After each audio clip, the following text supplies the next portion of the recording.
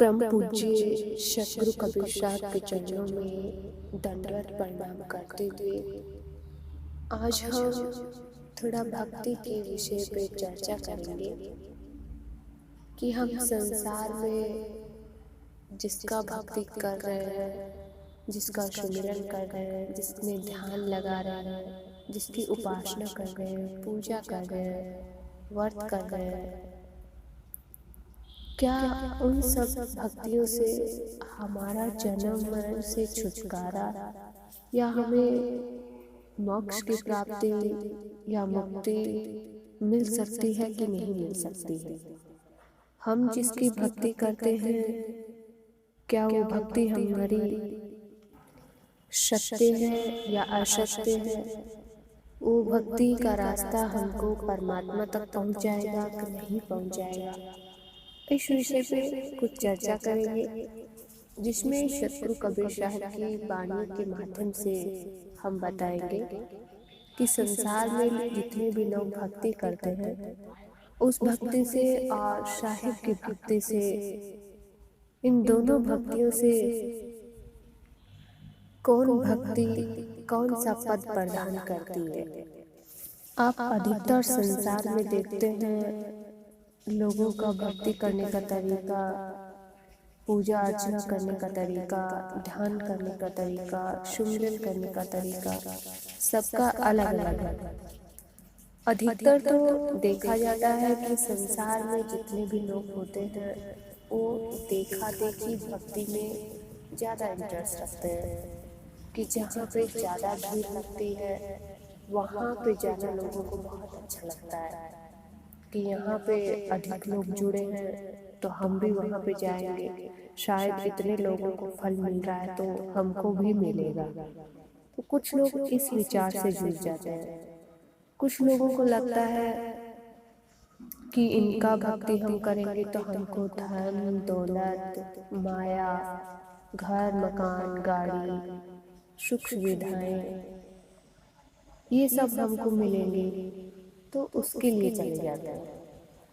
और कुछ लोग जाते हैं, हमारे घर में बेटा नहीं है, बेटी नहीं है, लड़का का शादी नहीं हुआ है, अभी किसी का नौकरी नहीं लगा है, घर में पैसे का अभाव है, तो इस कारण से लोग अधिकतर पूजा अर्चना करते हैं। और इन्हीं बीचों में से कुछ लोगों का विचार ऐसा होता है कि वो विचार करते हैं कि हमको मुक्ति कैसे मिलेगी, हम किसका ध्यान सुमिरन करें, किसका हम भक्ति करें, ताकि हम इस जन्म मरण से हमेशा हमेशा के लिए मुक्त हो जाए, और हमको मन की शांति कैसे प्रदान होगी। इन सब विचारों में से सबका विचार अलग अलग होता है, लेकिन इन सब में से सबका उत्तम विचार किसका है, इस विषय पर कुछ चर्चा करेंगे कि व्यक्ति को जीवन में सबसे ज्यादा किस चीज की जरूरत है। धन दौलत तो सभी मांगने जाते हैं, लेकिन मन की शांति, मन का सुख, अंतर मन की सुख शांति हमको धन नहीं दे सकता। आप अधिकतर देखते होंगे लोगों के पास बहुत बड़ा घर होता है, लेकिन घरों में प्रेम नहीं रहता है। अच्छा बिस्तर है लेकिन व्यक्ति के पास नींद नहीं है, बहुत अच्छा भोजन रखा हुआ है लेकिन व्यक्ति के पास भूख नहीं है। हर चीज का कोई एक समय होता है। हमारे घर में अगर प्रेम रहेगा, सुख रहेगा, शांति रहेगी, तो हमको सब कुछ मिलता रहेगा। लेकिन अगर हम सत्य की भक्ति करते हैं तो हमको सब कुछ मिलता है। धन की जगह धन भी मिलेगा, घर भी बन जाएगा, गाड़ी भी मिल जाएगी, लड़का भी हो जाएगा, शादी भी हो जाएगी, सब कुछ मिल सकता है, बशर्ते अगर हम सत्य की भक्ति करेंगे तब। बाकी अगर हमारे पास अगर मन की शांति नहीं है, मन में सुख चैन नहीं है, घर परिवार में प्रेम नहीं है, तो इतना धन दौलत होने के बावजूद हम जीवन जीने का क्या फायदा। इसीलिए संसार में अधिकतर व्यक्ति के पास सब कुछ होने के बावजूद भी वो दुखी रहता है संसार में। इसका मेन कारण यह है कि अभी व्यक्ति वहां नहीं पहुंचा है जहां से इसका मन का आत्मा का लगाव है। शरीर तक तो इसका जितनी सुख सुविधाएं चाहे चाहनी थी वो सब तो इसको मिल रही है, वहां तक तो इसका कनेक्शन जुड़ा हुआ है। लेकिन जिस दिन मन सही दिशा में चला जाएगा, सत्य के रास्ते पे चला जाएगा, सही मार्ग पे चलने लगेगा, सत्य की भक्ति करने लगेगा, तब इसको मन की शांति, सुख शांति, आत्म कल्याण और परमात्मा के विषय में जानने लगेगा। अभी तक व्यक्ति को ये नहीं पता है कि परमात्मा कौन है, कहाँ परमात्मा रहते हैं। कोई पेड़ में ढूंढता है तो कोई पत्थर की मूर्ति में ढूंढता है। हालांकि किसी का विद्रोह नहीं करना चाहिए, सबकी आस्था है, सबका विश्वास है, सबकी श्रद्धा है उसमें। लेकिन कहने का मतलब ये है कि आदमी जब तक अपने आप को नहीं जानेगा, अपने निज स्वरूप को नहीं पहचानेगा, तब तक परमात्मा को जानना असंभव है। और इस संसार में आप लोग अधिकतर देखते हैं कि देखा देखी भक्ति अधिक हो रही है संसार में। एक दृष्टांत के माध्यम से बता रहे हैं कि एक बार एक व्यक्ति रास्ते से जा रहा था तो उसकी चप्पल टूट जाती है। पाँव की एक चप्पल टूट जाती है, एक चप्पल नहीं टूटती है। तो व्यक्ति विचार करता है कि एक चप्पल टूट गई है, अब ये तो किसी काम में नहीं आएगी। वो क्या करता है कि दूसरी चप्पल को उठाता है और एक पेड़ के बांध देता है।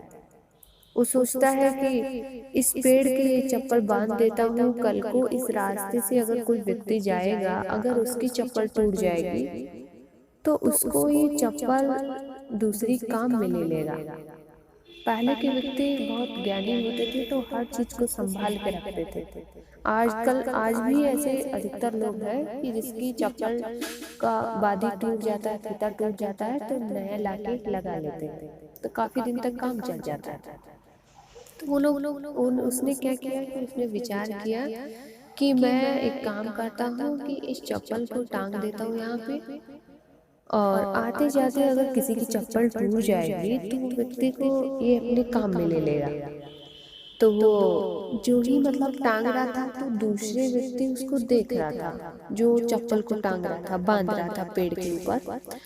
तो वो विचार करता है दूर से खड़ा खड़ा कि सोच रहा था मन में कि हो सकता है कि ये पेड़ के ऊपर चप्पल इसलिए बांध रहा है कि पेड़ के ऊपर चप्पल बांधने से खेत में जो है धान ज्यादा होगा, फसल ज्यादा होगी। तो वो व्यक्ति जो चप्पल बांध रहा था वो यहाँ से चला जाता, वो अपने मन में ऐसा विचार कर लेता दूसरा वाला। तो वो क्या करता है कि जाता है और अपनी चप्पल वहाँ पे उतार के वहाँ पे बांध देता है। अब वो एक चप्पल बंदी, दूसरी चप्पल बंदी, ऐसे ही करते करते सब लोग जितने उस रास्ते से गुजरे थे सबने वहां पे चप्पलों का ढेर लगा दिया। बहुत सी वहां पे चप्पल बांधी। सबको लगा कि यहाँ चप्पल बांधने का शायद कोई नियम है कि अगर यहाँ पे बांधेंगे तो हमारे खेतों में धान होगा, हमको धन संपत्ति मिल जाएगा। लग रहा है कि ये पेड़ कल्पवृक्ष है, जो इससे मांगेंगे वो सब मिल जाएगा। लोगों का सबका विचार अलग अलग। उसने एक ने बांधा था कि किसी दूसरे व्यक्ति की मदद हो जाए, लेकिन उसी का प्रारूप बना के लोगों ने उसको भक्ति का रूप दे दिया। तो कितना अंधकार व्यक्ति के दिमाग में भरा हुआ है कि वो सत्य की भक्ति को नहीं जानते, ये झूठ के आडंबर में फंसा हुआ है। आदमी अपने आप को नहीं जान पा रहा है कि मैं क्या हूँ। बाहर सुख ढूंढता है, अपने अंदर झांक के नहीं देखता है कि जाना नहीं, बूझा नहीं, समझ किया नहीं गौर, अंधे को अंधा मिले तो राह बतावे कौन। कि व्यक्ति ना जानता है, ना बूझता है, ना ही उस पे कोई विचार करता है। जैसे अंधे व्यक्ति को अंधा मिल जाता है तो रास्ता कौन बताएगा।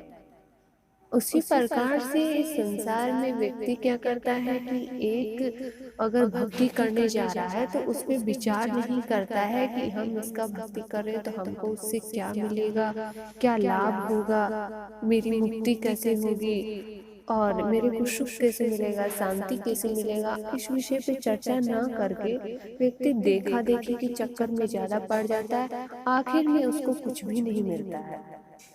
हमारा जीवन की प्रक्रिया ऐसी चलती है कि हम सुबह उठते हैं, खाते पीते हैं, फिर काम में चले जाते हैं, फिर शाम को आते हैं, कुछ देर टीवी देखते हैं, इधर उधर गप्पे शप्पे लड़ाते हैं, फिर रात को खा पी के फिर सो जाते हैं, फिर सुबह उठते हैं। ये ऐसे करके आपका महीना बीत जाता है, साल बीत जाती है, 80-90 साल बीत जाती है, फिर भी आपको जीवन जीने का तरीका नहीं पता चलता है।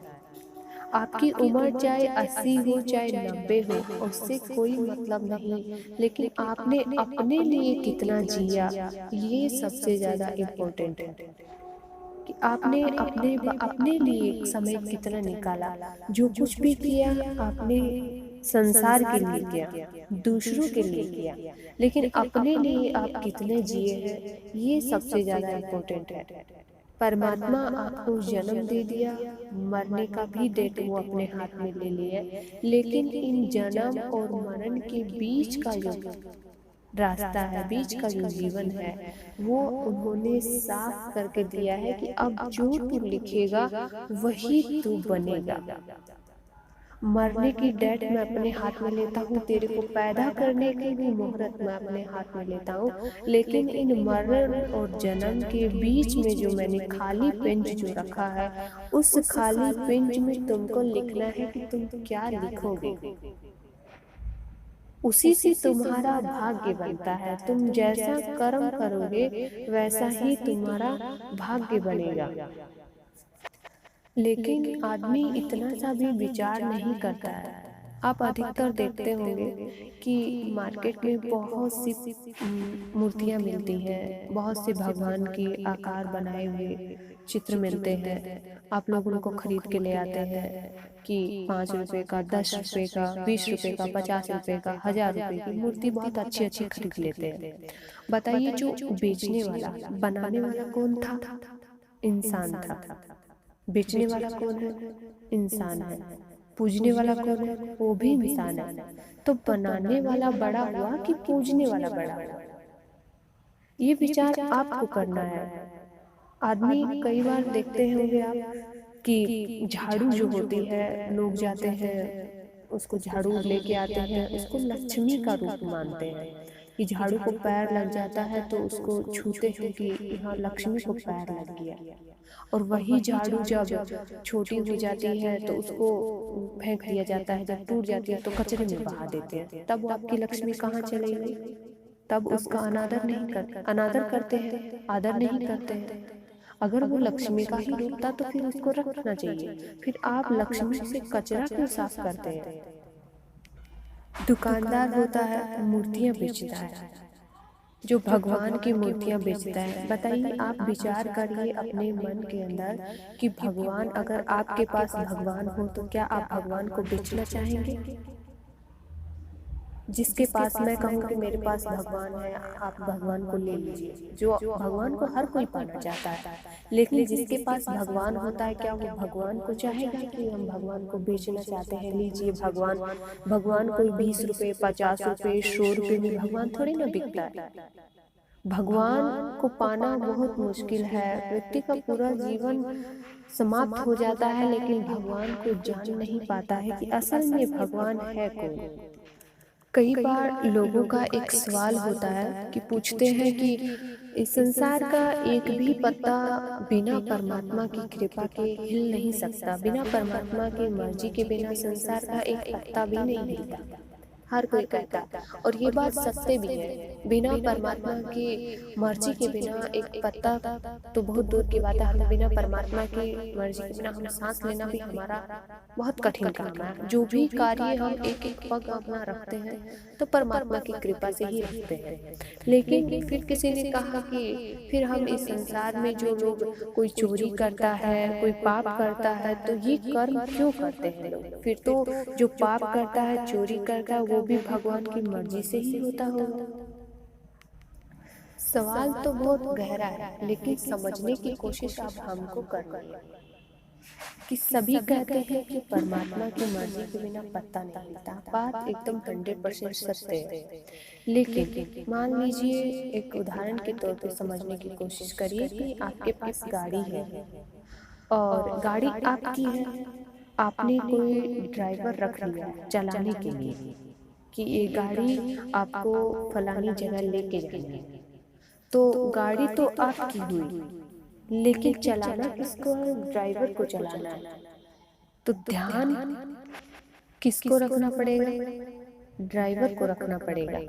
अगर वो गाड़ी गड्ढे में पड़ जाती है, उसका एक्सीडेंट हो जाता है, तो उसका इल्जाम आप जिस जो मालिक था गाड़ी का उसको नहीं दे सकते, क्योंकि उसमें गलती गाड़ी चलाने वाले की है। या तो उसने ध्यान नहीं दिया, ध्यान से गाड़ी नहीं चलाया, ठीक से ब्रेक नहीं लगाया। ये सब चीजें ड्राइवर को देखनी होती है, इसमें मालिक का कोई दोष नहीं होता। उसी प्रकार से ये संसार पूरा चलता तो परमात्मा की ही मर्जी से है। लेकिन यहाँ पे इस संसार को चलाने के लिए और मानव को बनाया है कि मानव के पास विवेक और विचार दिया है कि तू विवेक और विचार से इस संसार में रहना और इस संसार को चलाना।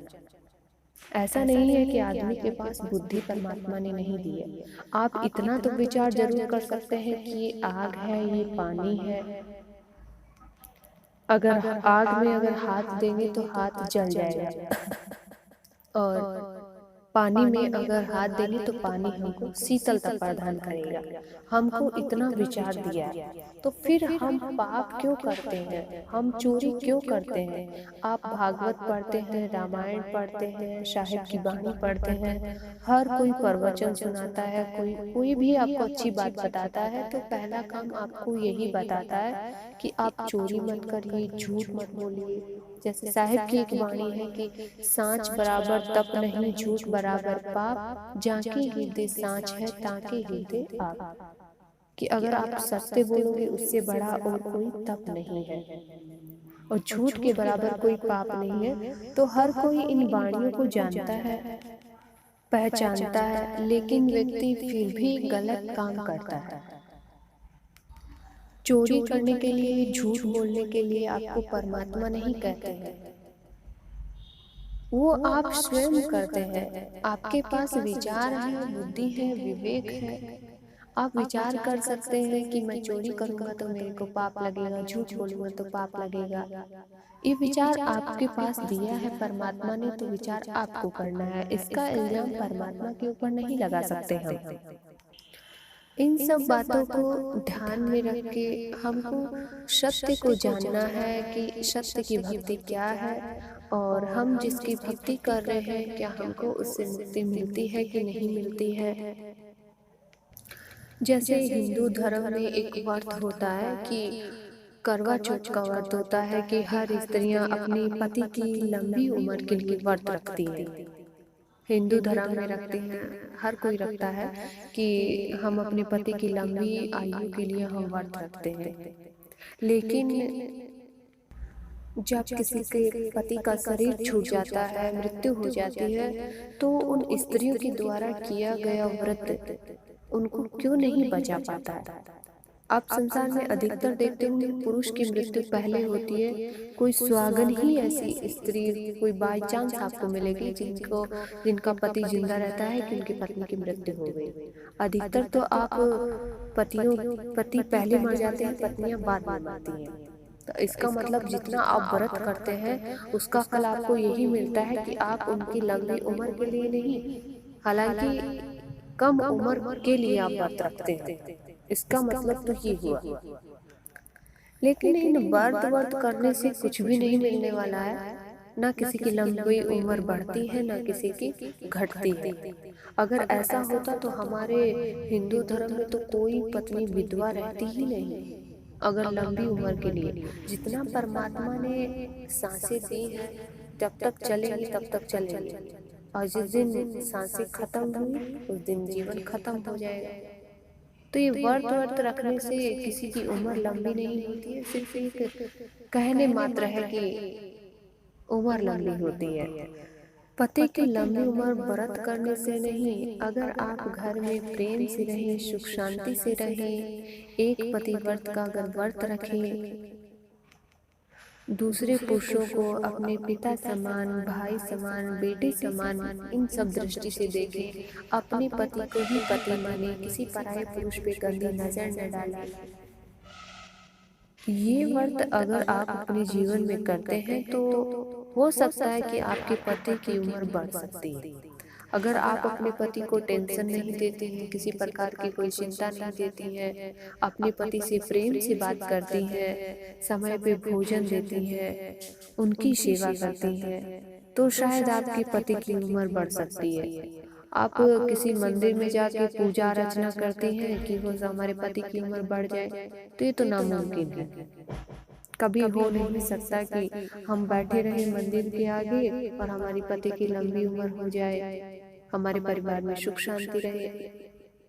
सुख शांति तो आपको तब मिलेगी जब आपके विचार, आपके भाव सब बदल जाएं, आप शांति से रहें, जहाँ क्रोध को आप पी जाएं, प्रेम पूर्वक आप परिवार में रहे, तो शायद आपका जीवन बदल सकता है, आपका परिवार बदल सकता है, घर परिवार बदल सकता है और आपके परिवार में सुख शांति आ सकती है। किसी की भावनाओं को ठेस पहुंचाना नहीं है, किसी की आस्था को ठेस पहुंचाना नहीं है, बशर्ते समझने का खेल है, विचार करने का खेल है।